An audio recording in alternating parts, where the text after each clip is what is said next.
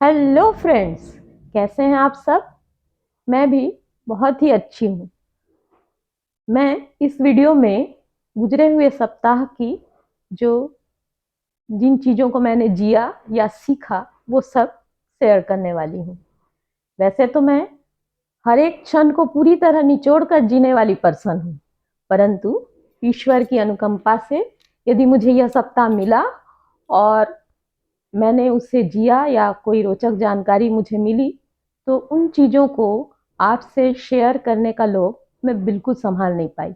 सो let get started. तो हुआ यूं फ्रेंड्स कि मुझे पिछले सप्ताह किसी काम से बाहर जाना पड़ा। ऑब्वियसली मुझे एक होटल में स्टे करना पड़ा, तो मेरा फ़ोन चार्ज नहीं था और मैंने कोई वॉच भी नहीं पहना था।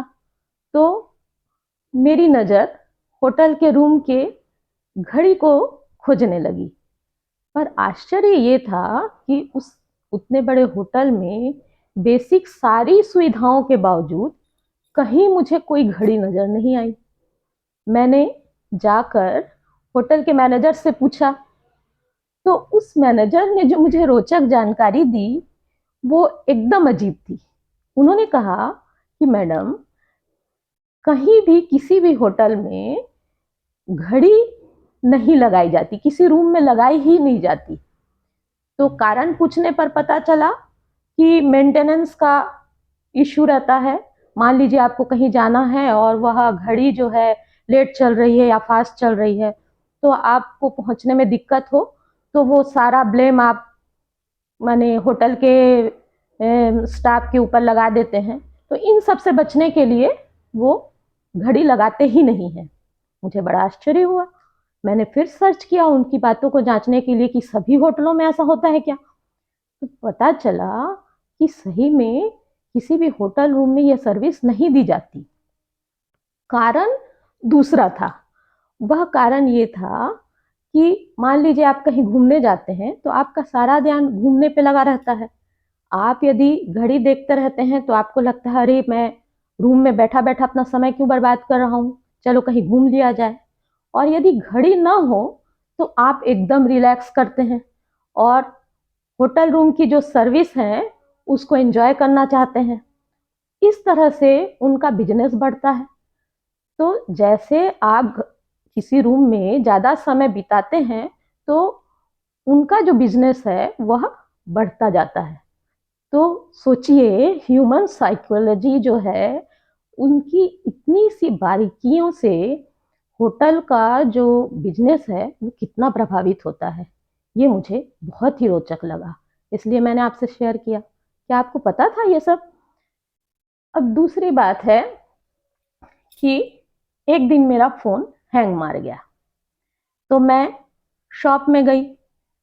शॉपकीपर ने बताया कि आपकी बैटरी जो है वह बिल्कुल डैमेज हो चुकी है। कारण पूछने पर उसने बताया कि आप बहुत ज़्यादा चार्ज करती हैं, ज़रूरत से ज़्यादा चार्ज करती हैं, इसलिए आपका फ़ोन डैमेज हो गया और किसी दिन बर्स्ट हो जाएगा। मुझे तो एकदम से डर लग गया। उसने कहा कि 20 से कम और 90 से ज़्यादा कभी भी चार्ज नहीं करना चाहिए। और जो ब्राइटनेस है ना फ़ोन की, वो 15 से 20% से नीचे कभी नहीं रखना चाहिए। इससे आपकी आँख खराब हो सकती है। तो ये छोटी छोटी बातें शायद हमारे जीवन को सेफ रखने के लिए जानना जरूरी होता है, जो मुझे तो नहीं पता था। अब अगली बात पे आते हैं कि मैंने एक जगह पढ़ा कि जब हम बातें करते हैं किसी से, सामने वाले से बातें करते हैं, तो अपना ये जो पाम है ना ये शो करते हैं जब, तो हम वो जो सामने वाला जो हमसे बात कर रहा है वो हमको ज़्यादा विश्वस्त लगता है। इसका कारण ये है कि पुराने ज़माने में कि लोग शिकार करते थे किसी ना किसी अस्त्र को हाथ में लेकर, और वे अपने आप भी हिंसक हो जाया करते थे। तो वह पुराने ज़माने का जो ह्यूमन साइकोलॉजी है वो अभी तक चल रहा है। यानी कि यदि कोई आपको अपना पाम शो करता है तो हम अपने आप को सुरक्षित और सामने वाले को ज़्यादा विश्वस्त समझते हैं।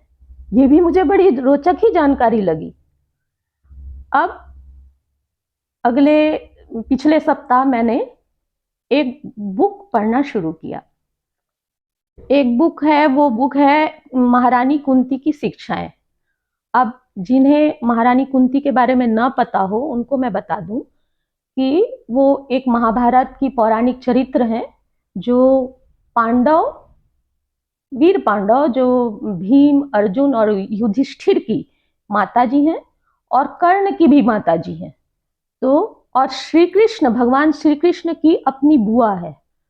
तो मेरा इंटरेस्ट उनको जानने के लिए इसलिए हुआ कि मैंने एक कहानी सुनी थी उनके बारे में कि जब श्री कृष्ण ने अपनी बुआ से किसी वर को मांगने को कहा था, तब उन्होंने उनसे दुख मांगा था कि मुझे हमेशा के लिए दुख दे दो, ताकि मुझे हमेशा भगवान का स्मरण बना रहे।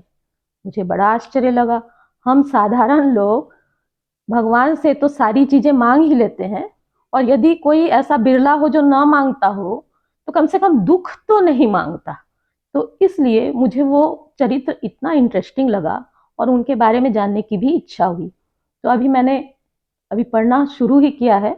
यदि उनके बारे में जो जो चीजें आगे मुझे पता लगेंगी वो सब मैं आपको शेयर करती रहूंगी अगली वीडियो में। एक और चरित्र है, पौराणिक चरित्र रामायण में, उर्मिला का, जो कि लक्ष्मण की पत्नी थी। उनके बारे में भी मुझे जानने की बड़ी इच्छा रहती है हमेशा।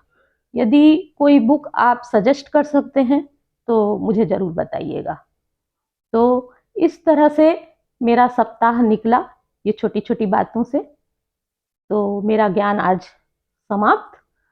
हाँ, तो तब तक के लिए सहज रहिएगा, निश्चिंत और निडर रहिएगा। और मेरे इस वीडियो को देखने के लिए बहुत सारा आभार।